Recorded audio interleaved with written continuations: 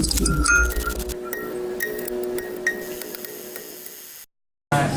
aloany zany a dia ny fiona be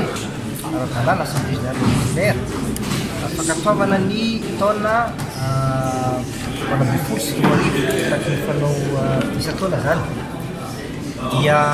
tamin'ny zay fankataovana zay zany a no namitinana ny zotran'ny CPM tamin'ny fotoan-dasiny a arinany zavatra miova kapatiako marina hoe zavatra vitsivitsy dehibe matsy maromaro miova tamin'ny taona lasiny dia ny fanovana ny logoan'ny CPM izay araky hitareo a miloko malagasy maitso mena ary fotsy dia CPM no hany banky tantanana malagasy amin'ireo banky misa raika ambin'ny folo CPM rery ihany banky malagasy manana logiciel informatique bancaire vita eto an-toerana.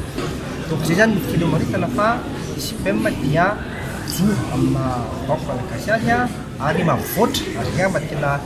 tiako maraina koa mavoatra indrindrandrindra ireo orinasa madinika sy salatsara ny malagasy.